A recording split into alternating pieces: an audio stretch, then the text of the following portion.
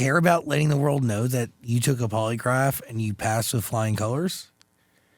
I mean, like, And the justice system and all the scales of justice in our society have found you not guilty.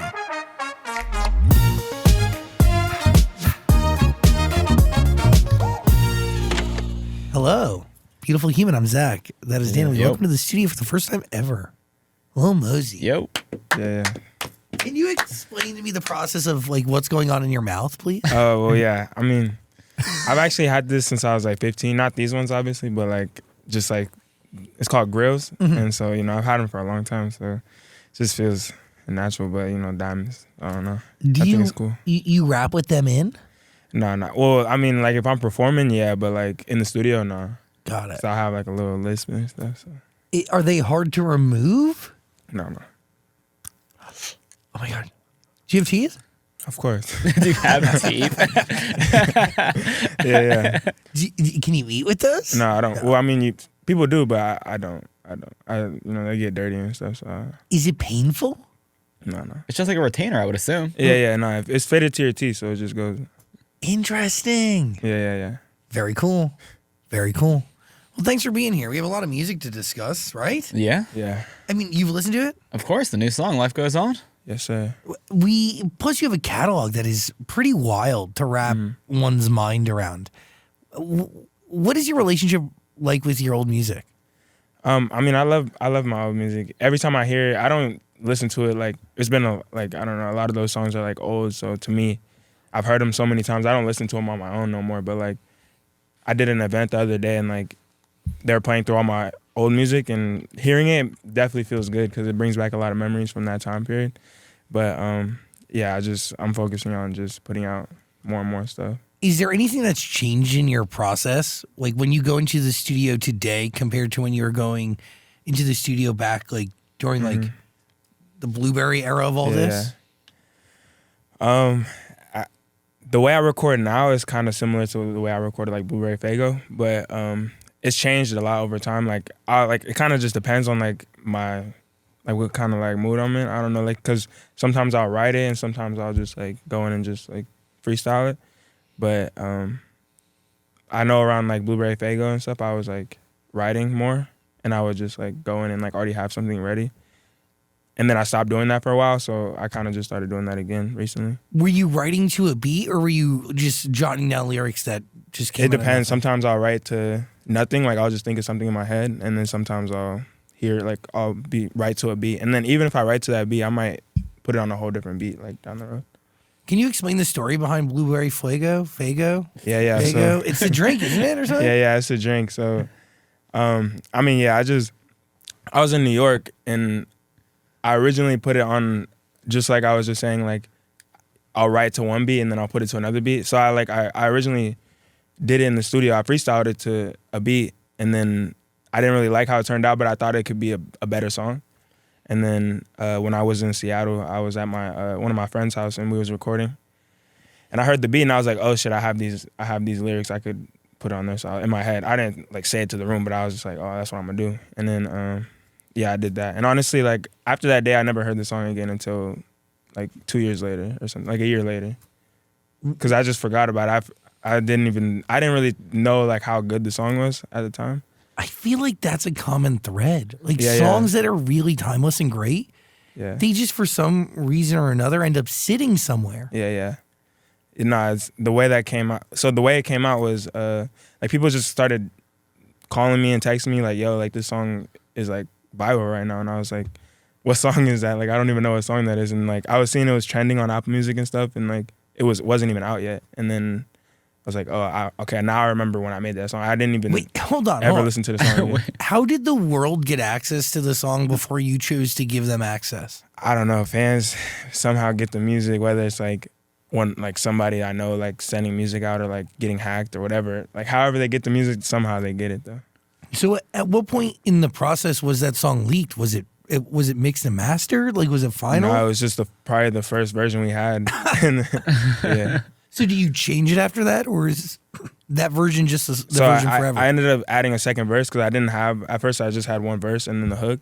And so I went back and added a second verse to release it. But And what's it Yeah. like having a song like that blowing up during the pandemic? Because you can't really take full advantage of it, right? Yeah, so it was blowing up like right before COVID, and then I was on tour at the time. I was in Europe, and it was like going crazy. And I was like, fuck it, I'm gonna perform it. And then the whole crowd knew all the lyrics, and I was like, what the fuck? And then so I was like, all right, so it's bigger than I thought it was, even at the time before it even came out. Why do you think a song like that connected? What was it about that record? I don't know. I think maybe it's just catchy and like it was fun, and I think it was like right before the summer, so just a fun song for people to. I don't know. Is there something that like that song has that you tried to carry with you as you make music again, or? Nah, I mean the thing is with music, like at least for me, like yeah, I try not to focus on like what I've already done.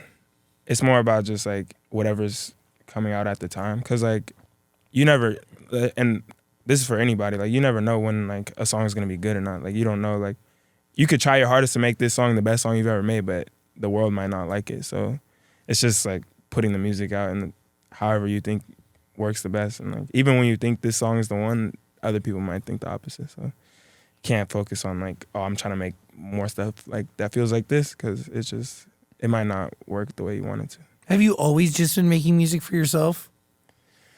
Yeah, I mean, I just make what I think sounds good. I try to just make what I think sounds good and just put it out.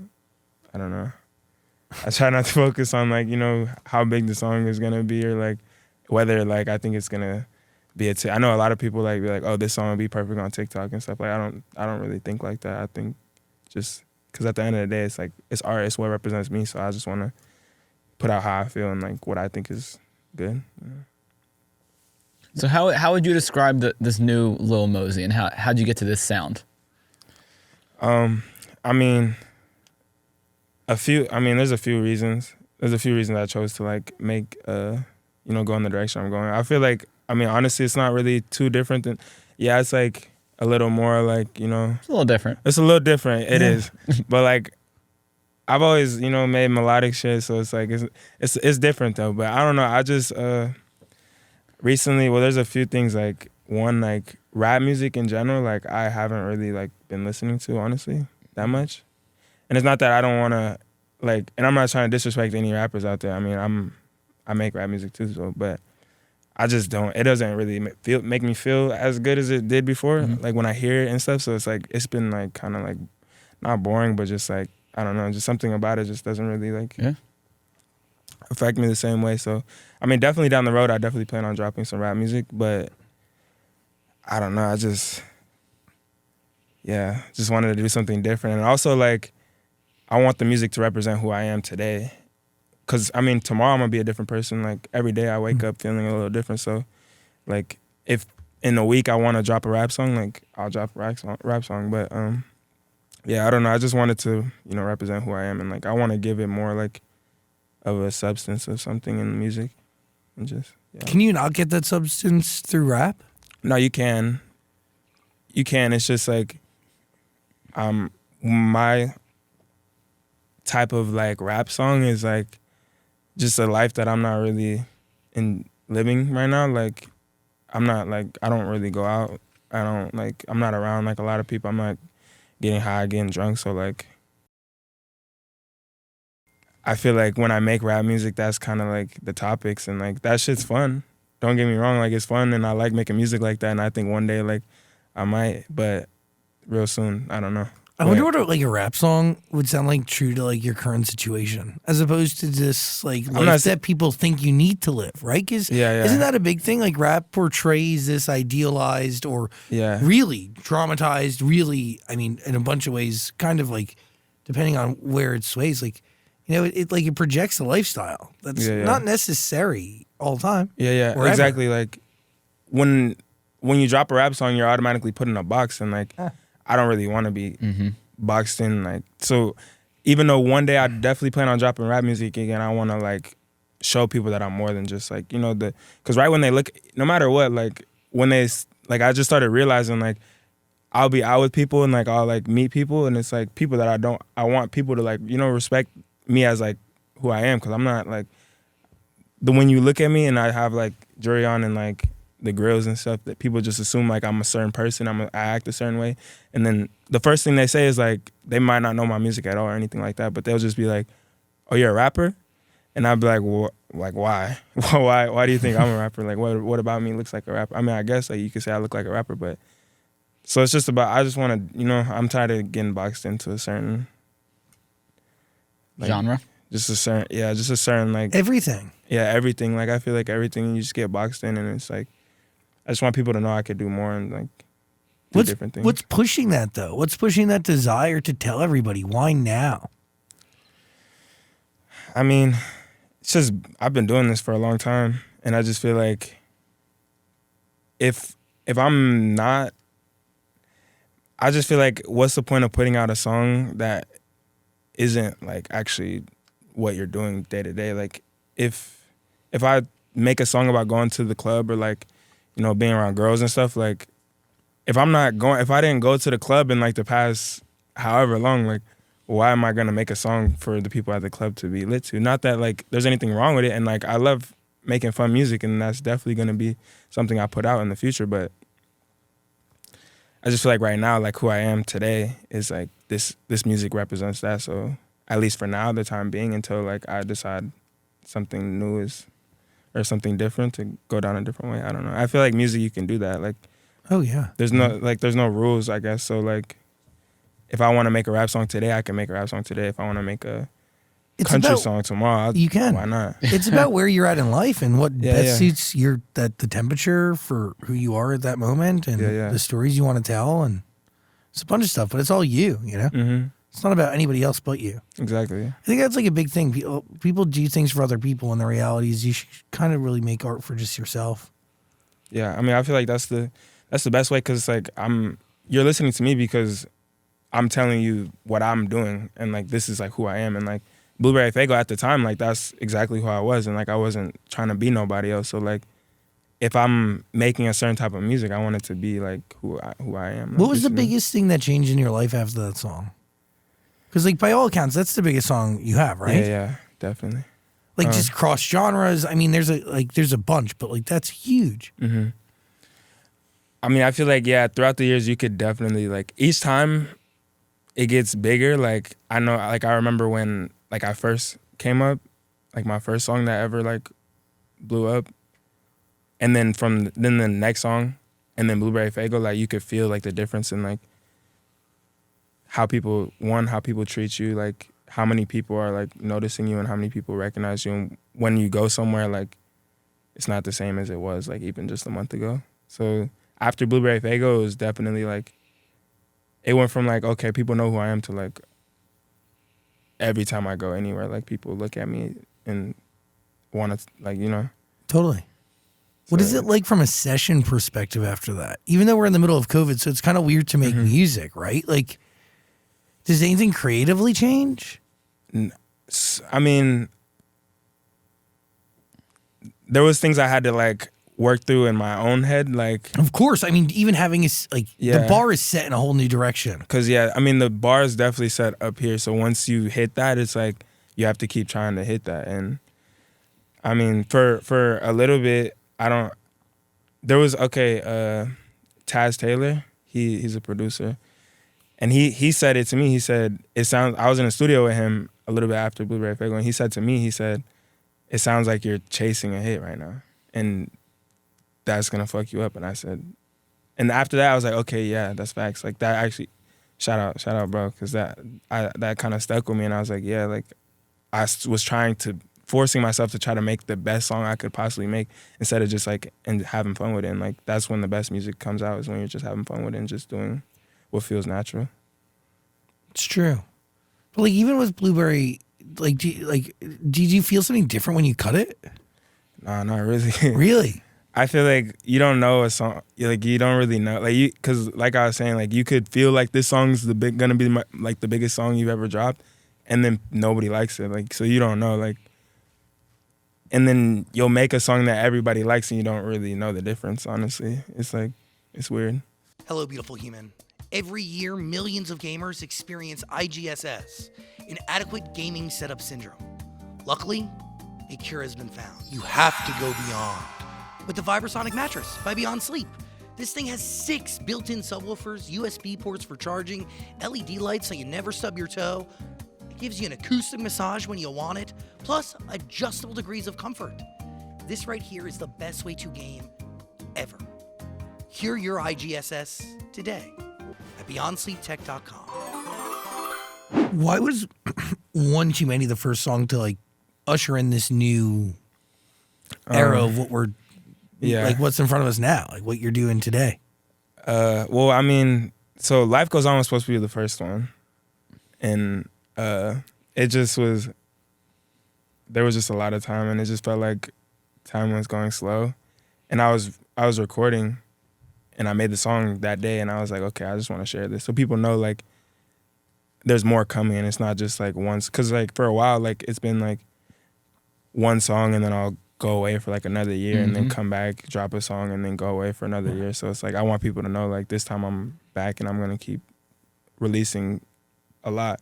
So I was like, and I'm independent now, so I was like, why not just put it out? Like there's nobody telling me I can't. So I was like, well, I just made this today. I want to put it out. Like it wasn't really too much thought going into it. It's just like, but that song is definitely one of my like.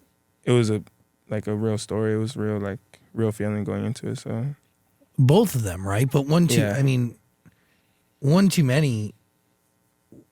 Before we get into the story of it, how many songs did you make for this new era? Like, is it an album? Are we leading to an EP? I don't even know.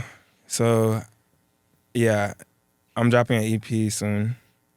Sick. Yeah. So real soon. So that's the first for the summer, just to have music out through the first half of the year. But I'm dropping an album in the fall, so it's gonna be a lot of music this year. So how many songs are you making altogether, or do you plan to make? I'm just gonna keep making music, whatever makes it. But I mean, there's gonna be 7 on the EP. And how many songs did you make to get to 7?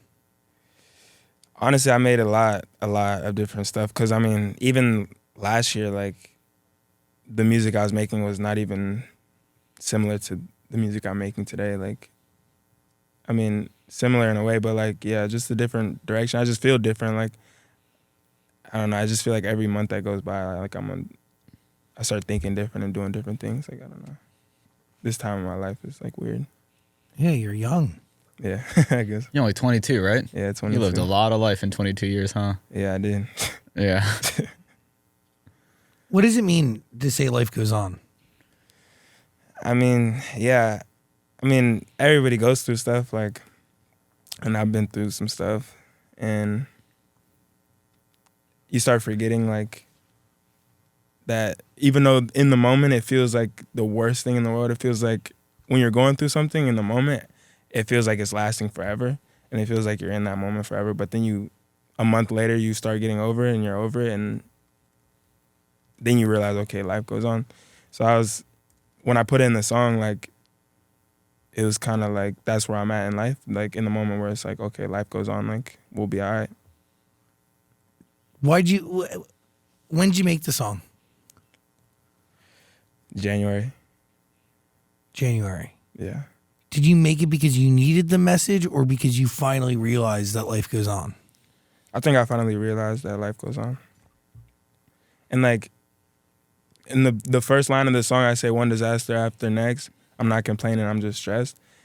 Cause even though like, I'm trying to remind myself that life goes on, like, I'm still like dealing with stuff and I'm still like not where I want to be at. And like, when it comes to everything, just like even mentally, like where I want to be mentally and stuff. So like, it also is just a reminder to myself, because like I've just seen it from like what I've gone through and like to where I'm at now, like that I see that life goes on, and like where I was a year ago, 2 years ago, like I feel 100 times better. So just to continue to remind myself and to remind people and tell people, because I know a lot of people are going through stuff. So it's just. Were you making music throughout like consistently over the last 2 years? Yeah. A lot of different stuff. Is there, I was briefed on your story. You've been through a lot of stuff. You've lived a lot of life in the last few years. It's wild. I mean, does that stunt how you make music, or does it change I mean, it clearly changes the product, right? Because it changes you as a person to a certain degree. Mm-hmm. Yeah, I mean, it definitely, at least for me, like, I just learned a lot, and like, there was things that I would do in the past, like just things that I like wouldn't think before I did certain things, and like, I just like was kind of like doing a lot, and I was just like partying, getting high and shit. So like, there was just a certain lifestyle that I was living at the time that like now, like after going through that, like I don't even want to be around certain people now. Like I don't really like, I don't like, so just the life that I choose to live for myself now is just a lot different. So that definitely reflects in my music, I would say. There is truth to the phrase, like, you are the company you keep, right? Yeah.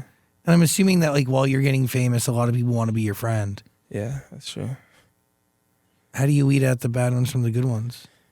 I mean, I feel like you don't really know until you realize, you don't know they're bad until you just get hit across the face that they are not good for you. So, yeah, I don't know. It's hard to say. It's really just like, just try to pay attention to what's going on around you, but you never really know until it happens. What do you learn over the last few years that you take with you and carry with you? That like, I mean, you only got yourself in a way. Like, you got yourself. Yourself is obviously, you got God, your parents, of course. But I mean, at the end of the day, like, whatever happens in your life, like, you're gonna be the one that's gonna have to deal with it. So like, just make sure you set yourself up in the best way possible, because like, no one else is gonna do it for you. So like,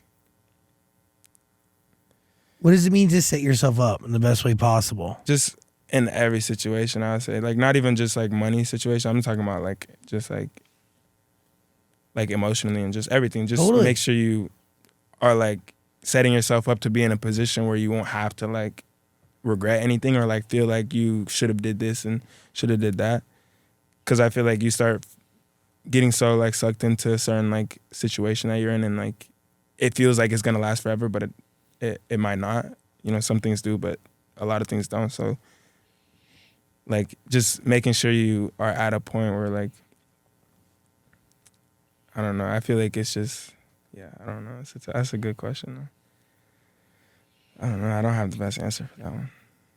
I get it. And by the way, like, it's not many people that I've ever like talked to that had to like, and I'm going to be very frank. We can do whatever. You had to prove truth, right, in a very real way that I've never like ever firsthand had a conversation with somebody who's been through that, right? Where it's all connected. I'm assuming to even the people you were around. Like, you went through something that lasted quite some time, and you went to trial, and you had to be connected to a polygraph test and literally go. I mean, to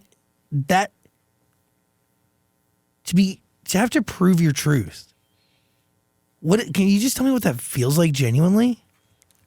I mean, yeah, I feel like for anybody going through a situation like it's that, all we have, right? Like, is our honesty. Yeah, of course. And like, yeah, I mean, like, I'm not gonna say my situation was any worse than anybody else's, but when you're in front of like the whole world, and then something like that happens, and they start calling you something that you're not, like, it definitely feels like a million times like worse than like anything I could imagine. But I mean, it was a blessing in disguise. Like, at first, obviously, I didn't think it was like something I needed to go through, and like I was like upset that I even had to go through something like that. But then I like there was a lot of things I learned from it, and like things that I would like bettered myself just after like going through something like that. Because like I obviously don't ever want to go through something like that again, and like just live just like the people I was around and like the situations I put myself into, like something like that came from that. So like, it's also falls on me that I have to surround myself around the right people, and like I have to do the right things with my life. And totally. Like, but by the way, like, those are things you learn as you exist in this world, right? Like, I feel like no matter what, like, yes, no matter what, like, you're gonna go through things that's gonna teach you a do this and not that. Oh my God, 100%. And understanding that the people that you choose to have around aren't necessarily the people you think they may be, right? Yeah. And I think a lot of things happen in our life where we get clouded and we may see the best in people and give people the time of day and way too much of ourselves and trust and time or what have you. And that can lead into some shitty things. But by the way, everybody goes through that in their own way. Every situation is different, you know? Yeah, yeah. Realizing that people who you thought were good people are actually totally pieces of shit. Yeah, yeah. And could be the worst forms of human beings. Yeah. Yeah, like I've never like tried to like, you know, even speak on the person that was saying that about me, because like at the end of the day, you know, people go through things and people say things that obviously it's not true, but I just know like people do go through that. Like there's actually a lot of people that do go through that. So I was also able to learn like a lot about because I obviously like, you know, as especially being a man, like you don't really think about like women that go through that. But after going through that, I've learned, and I've like went to different, like I've met with charities and I've like talked to people and like learned a lot about what goes on in this world. And like there's so much stuff that we don't know about that is like, I'm glad I was able to really see. Yeah. Like, I don't know, because now I have like, in my heart, like I have sympathy for a lot of people that I didn't even really know existed, that I see like this happens every day, like on a true, like for a lot of people. So it's like, it's sad. It's sad. And by the way, I was referencing more I don't know the full, I don't know the full scope of it. The information I have is very limited in what's on the internet. Yeah. I was more talking about the person you were with, because it was you and one other guy, correct? Well, it was a party. So it was a lot of people. There was like 30, 40 people there. In a cabin. Yeah, and like I wasn't even near the situation that happened. And so like Really? Yeah, I wasn't. So it's like my name just got brought up into it, and so I got dragged into it too. But yeah, I mean, I was like, how do you view those 2 years? Do you feel like it was 2 years of your life that was wasted, or do you feel like it was something like everything happens for a reason type situation? Yeah, I mean, definitely for a long time, I was like upset, and like I felt like I didn't deserve it, and like I still don't know if I deserved it to that extent, but clearly I needed to go through something like that to like change some of the things I needed to change for myself, to even to have like a long lasting life and career, like, because I just feel like if you spend every day not focused on like what truly matters, like for yourself, it's gonna catch up to you one day. So it was, I mean, I think I needed to learn some lessons from it.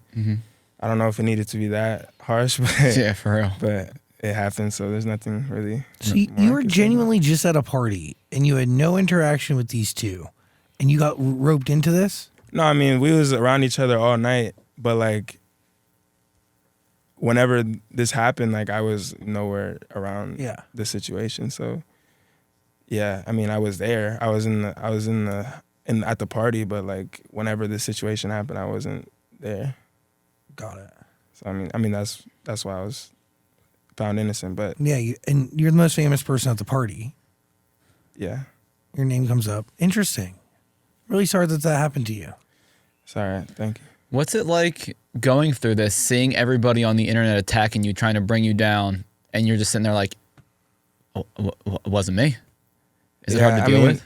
It's tough because I mean I didn't know the best way to deal with it, and like I didn't know like if I should like go on the internet and be like, this wasn't me, like da da da, and like so I just did the first thing I could think of, and I just deleted Instagram, and I was like, I just gotta stay away from this shit. And I didn't leave my house for like 2 months. I didn't leave my house. I was like, and then the first time I left my house, I was like, I forget where I was, but then like people started yelling some shit at me, and I was like, damn. Like, so I went back in the house. I didn't come out for like another 2 weeks. I was like, wow, this shit's crazy. Because I couldn't tell how real it was. And then I went outside for the first time. And it was real. And it was real. So I was like, all right, let me go back inside. And then like, I don't know, just slowly I just started like, all right, let me just go here, go there. Let me talk to this person.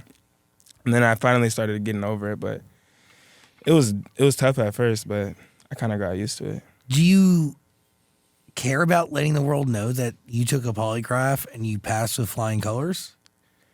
I mean, like, and the justice system and all the scales of justice in our society have found you not guilty. I mean, of course, I'd want the world to know that. I mean, because I feel like after all the bad things that came on the internet, none of the, like, a lot of the good stuff didn't ever pop back up for people. And that's just how the internet works. So that's why I never really, like, kind of stressed it, because I just know, like, that's just how it works. But, of course, like, but I just try to move on now. What? Well, you're moving on to your music, right? Literally, quite literally moving on to your music. Yeah. Why is that important? Why is that the primary vehicle? Like, has music always been the primary vehicle for emotion for you? Yeah, I mean, I feel like that's the best way for me to at least, like, kind of, like, because, like, I'm not really the type of person to tell people, like, to be with somebody and just be like, oh, this is how I feel, like, I'm upset about this, So, like, one of the only ways I kind of talk about, like, what I'm going through, and, like, whether it's a good thing or a bad thing, like, is through my music. So it's definitely, like, a kind of therapy for me. Does that therapy mean something different today than it did before? Definitely. I mean, kind of similar, but obviously, like, when I was 16, I hadn't been through as many situations as I have now. So, like, certain things I say in my music, like, and also I've just been through a lot of different, like, more situations that when I would say certain things when I was 16, I didn't actually really know what I was talking about as much as I do now. So if I say it now, like, it really means something, because, like, this is actually, like, I know for a fact, like, what I'm talking about. Yeah. Do you know what manifestation, like, do you believe in it? Oh, yeah, of course. I mean, I feel like, it's like, I mean, I feel like I'm here because I spoke it into existence, and obviously, like, I was blessed to be in this situation. But in Seattle, you talked about being on the X. No, you really did. I mean, you've been working on this craft for a long time. I mean, yeah, when I was 14, I was like, I'm gonna do this. Like, I didn't really have any other plan, like, besides this. Like, I was like, this is what it's gonna be, like. So you knew. I understand that feeling very, very, very much. What are you thinking? How long after finding out you were not guilty did you record Flu Game? So I had Flu Game ready, but I added a second verse on it, though, too, just like Blueberry Faygo. But I already had it. So Flu Game, I made Flu Game. The reason I wanted to put out Flu Game is because the day I found out, because when I found out, like, I didn't know about this, I didn't know I was getting, like, charged with anything until, like, TMZ posted that. No way, really? I woke up in Miami. I was in Miami. And then I don't think I've really told this story either, but because a lot of people thought, like, I was, like, missing a court date or something, but, like, that wasn't it. Like, I've lived in a lot of different houses. I've lived over the years, so, like, whatever they sent to come tell me I had to do something, like, I didn't see it. So I woke up in Miami, and my manager comes in and, like, shows me. He's like, look, they're about to post this. And I said, what are you talking about? I was like, this is not, like, there's no way. And then he was like, yeah, like, I wouldn't get on Instagram today. I would stay off of social media. And I was like, all right. And then people just started calling me and texting me. I'm like, what the fuck? And yeah, that's the same way I found out. I found out the same way everybody else did. And that was 2021? 2021. 2021. Yeah. And so that night I went to the studio, and that's when I made Flu Game. So that's why I was like, I want to put this one out, because it's like, it was the same day. What was pushing you to make music? I was just like, I need to, like, do something, because I was, like, sitting around all day and I was just, like, depressed, and I was like, I need to just, that's the only thing I really know, like, to, like, escape from things. So, like, that was the first thing I thought of. I was like, I just need to do something to get my mind off of this. Wait, I'm trying to get my timelines right. So that was 2021 you found out when your manager showed you the TMZ article, and that's when you recorded Flu Game. But didn't Flu Game not come out till 2023? Yeah. So you recorded it the day you found out, and you released 2 years later. Yeah. Because, I mean, like, I feel, because, like I was saying, like, I would feel different every day. And, like, how I felt when I first, because the first thing I put out was just on YouTube, because my label at the time that I was signed to wouldn't let me release any music. So that's another reason why I haven't dropped a lot of music since then, because, like, I wasn't really allowed to. They wouldn't let me. So when I was like, fuck, I'm gonna put something on YouTube. I felt like Flu Game was a little too, like, sad, and I didn't really want people to, like, I didn't know the best way to like go about it, so I just like was doing what I thought. And then by the time the case was actually over, I was like, I want to do Flu Game. So years later, so it starts where it ends. Yeah. Interesting. Yeah. In that moment, what do you think? Do you think that like you're gonna fight this and win, or do you think that like? I mean, there was no other way. Like, it's the truth. I feel like the truth has to come back to light. Like, the truth has to be in some type of favor. Like, totally. But also, there's many cases in our society where it just doesn't matter. Yeah, I know. That's true. But I just, tried to keep my head up and stay positive the best way I could. But also, I was dealing with it for like 2-3 years. So, like, by then, like, I've already been through all the emotions and been through everything that, like, obviously, when you actually go into the courthouse and like sit there and like hear stories or like it was crazy. I don't want to talk about it too much, but you're like it hits you again like a lot different when you're actually in the room hearing all this stuff. Yeah, you either like relive it or hear for the first time out of I was sitting there like, what is this? What are you talking about? I'm just glad the jury saw it like I did, because it was not it didn't even sound right. It was crazy. And there was people that was there and said he was with me, because I was with other people at the time that they said this happened. Like, so like, and those people obviously came and said like, no, there's no way. There's no way. Do you ask in that moment why you?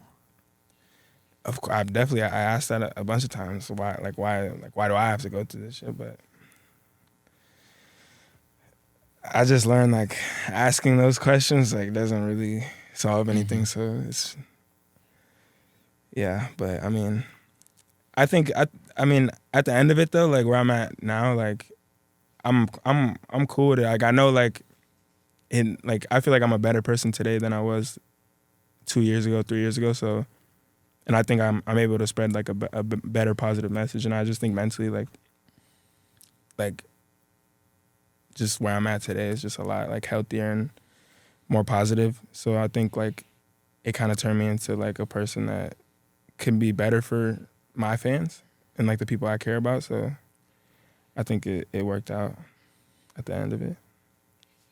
That's what matters. And we get art. Right? Yeah. Like a lot of life and a lot of experience is the reason we get some great art. Yeah. It's hard to like wrap our minds around and like make light of any situation. But like it is true. Like, art is the product. Yeah. It's cool. What are you thinking? Well, you kind of touched on why you're making music the way you're making it now, but what do you have to say to all your fans that are like, we miss the old Mosey? Yeah, I mean, of course I want to make everybody happy, and like I would never not drop like what my fans want to hear, but like forever. But I just feel like right now, like I feel like I gotta do what feels right. Yeah, it feels right for me. But I mean, yeah, I think one day soon, like I'll definitely give the rest of the fans what they want. Mm-hmm. But I want them to like want to be here for everything, not just like a certain sound that I drop. I want them to be here for everything. Try it out. Give it your time and energy. Lil Mosey's music is waiting for you. It's on Amazon Music. You can grab it on rotation too. It's all down there. Just waiting for you. What is it like being your own boss? You like it? Yeah, it feels good. I mean, bro, like when I was saying like they wouldn't let me drop music or anything, like bro, I've been independent basically for a while. So like I was doing this shit on my own for a while. So like now that I'm actually fully independent and I own everything and I'm the one like running this shit. That's crazy. It feels good. It feels good. Yeah. You should be proud of that. Yeah, no, definitely. Not only, the ability to, through honesty, bounce back and fucking create art that's incredible, but to also be able to own all the things that you make. Uh-huh. Not many people say that and can say that. Yeah, that's true. It's fucking huge. Mm-hmm. It's really amazing. Yeah, and I'm young. I have so much life left, so like a lot of music to make and put out. So like I'm not really worried. The most. An EP on the way and an album too. Lil Mosey's album. And the entire discography is there waiting for you, but the album will be there too when it is released in the fall. But hopefully an EP soon. What are you thinking? You said Olivia Rodrigo inspired your new music. Yeah. Yeah, I try not to, when you was asking about the new music, I was trying not to talk about her because I don't want her to feel, like, I don't know her that well. So, like, I met her, like, once. I don't know her, like, so I wasn't trying to, like, I don't want her to feel like I'm trying to, like, talk about her for views or anything like that, because that's not the case. But, like, so this is the last time I'll talk about it. I'm going to just do it. But, so I made Life Goes On in January, and then, like, 3 days before it, I was just, because I told you, like, I haven't really been listening to rap like that. Like, so I was just trying to find, like, other things out there that, like, might inspire me. And, like, I was listening to, I just was like, all right, let me just listen to this. And I was listening to her last album. And I was listening to it, like, every day for, like, 3 days. So just, like, front to back. I was like, okay, this shit's hard. I was like, I fuck with it. So I was like, fuck it, I want to try some shit like this. Because I was like, that, like, rock, like, alternative, like, pop shit is, like, I was like, that shit sounds cool to me. So I was like, all right, I'm going to try it. I'm going to try it. I mean, totally different producers that you have to call up, right, to make a record like this? Well, the producer that originally, me and my homie St. Patrick, we've worked a lot in the past. He's from Seattle, too. But it just so happens that he's able to make some stuff like that, too. And then after me and him made it at my house, we brought it to Harvey Mason Jr. He's a big producer, and he, like, finished the post-production and just, like, sauced it up. But amazing. And you get to make all those decisions. Yeah. Are you working with just one person on this entire body of work, or? No, it's a few different producers. So St. Patrick is a big one. My homie Foreign got him. We did a lot together. My homie Arjun, we did some. But yeah, there's a few producers. And are you going to each one with the same sort of emotional kind of criteria? Nah. So I don't try to, when I go in and, like, I try not to tell producers, like, bring me some sad shit or bring me some, like, lit shit. Just, like, I just tell them, like, this is, like, the vibe I'm going for. Like, this is the style. Just send me some stuff like that, whether it's, like, some upbeat, fast tempo or, like, slow shit. Like, because I mean, today, like, at 5 p.m. I might want to make some sad shit, and then at 9 p.m. I want to make some happy shit. So I just go in, like, fresh. Like, every time I go in the studio, I just listen to things and just kind of see how I feel in the moment. Well, that producer may not even be with you in the session, right? They just send you beats and you do it on your own time? Yeah, I personally, like, I've always kind of been like this, but, like, definitely recently, like, but I've always kind of been like it, 'cause I don't really like getting, unless I know the producer, like, well, and, like, me and him, like, I know for a fact if I, like, go to the studio with him, we'll probably make some good stuff. I just don't like getting in the studio with the producer and, like, feeling like we're forced to make a good, like, a hit. Because then, like, it just, there's a expectation already, like, before we even step in the studio. So I'd rather you just send me stuff, and if I like the stuff, then I'll record on it myself. And, like, recently I've been recording myself, just me by myself in the room. So I'll just have people send it to me, and I'll just make it, like, by myself. Super personal. Yeah. How do you know it's good? I mean, like, that's, when I hear it, I'm like, this is good enough to drop, in my opinion, and then however the world sees it, that's how they see it. But pretty cool. Pretty cool that you're your own boss. You call your own shots, really. It's pretty wild. Sick. Playing a little good guitar, I see. Picking up a guitar, trying to learn that. Yeah, I'm learning. Yeah, that's cool. Look at you. See, I feel like you can merge the worlds, dude. That's the goal. Give me pop punk with rap. Yeah, no, I've mixed some. I've experimented a lot with that sound. Just, like, I have something that it sounds like if I was on a rap song, and then we just remade the beat to, like, some more, like, alternative, like, rock shit. I got a bunch of stuff on the way. Please. Yeah. See, like, I kept thinking when you were talking before, like, at the top of the conversation, just about rap not fitting where you're at today. All I kept thinking is, like, then, like, I don't, like, rewrite the rules of rap, which I feel like not many people ever do, or, like, it happens very infrequently. I can make the case that, like, when you first came, like, with, like, people used to call you a mumble rapper, right? Like, duh. I've seen those interviews, and you're like, I mumble, whatever. But, like, rap doesn't get rewritten very often, you know? Yeah, I mean, even with Life Goes On, like, if I wouldn't have said it was a pop song, like, or if the genre wouldn't have said pop and it would have said rap, they wouldn't have said nothing, like, because, like, if you hear the verses and stuff, it kind of sounds like I'm rapping on it. Totally. Because at the end of the day, it's still gonna be me. Like, it's still my song. Like, it's not like I'm not like fucking Justin Bieber, so I'm not gonna be out here singing and shit. Like, yeah, I'm singing, but like at the end of the day, like I'm still gonna keep my same swag and my same style no matter what I do. Did you go through a breakup recently? Yeah, I did. So sorry. That was one too many. What? The song one too many. So I thought it was a breakup song. Yeah, it was. Yeah. It's so funny. Like we got this all validated via a TikTok slideshow that alluded to your breakup. Oh yeah. Yeah. TikTok. TikTok. Yeah. But really, the songs are what tell the story. Huh? The songs are what tell the story. Yeah, that's true.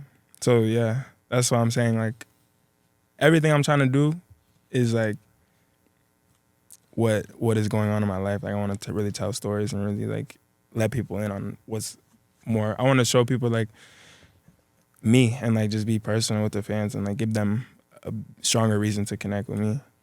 So what's the deal? Do you own your entire discography, or do you just own the new stuff you're making? I mean, I own part of like Interscope. We're gonna get one day. I'm gonna get it back. But I mean, moving forward, yeah. Because you upstream through them. Yeah. So like that's just how.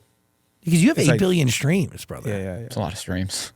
So I own my percentage of it, and they own their percentage of it, but of this new music, All you. it's me. Yeah. Giddy up. Yeah. Fuck yeah. Thanks for showing me what's behind the grills. Oh yeah. Yeah, I've never seen I just see people with grills. I never like wonder what their real teeth look like. For some reason, I just think that's their teeth. Yeah. That's it. I mean, for some people, yeah. Some people permanently put them on their teeth. That's crazy. I don't think I can handle that. Nah. I need a break from them sometimes. Yeah. You need to take him out, play guitar. Brush my teeth. That's a big one. That's like a huge one. Yeah, that's a big one for I me. feel like dental hygiene is a huge priority. That's definitely mandatory. Well, I thank you for giving us time today. Yeah. No, I appreciate you guys for having me. Come back for the EP and the album. Yeah. Lil Mosey stuff is waiting for you. The entire discography and all that new stuff will be there down below on Amazon Music. Appreciate you, man. Yes, sir. Lil Mosey, everybody. Yep.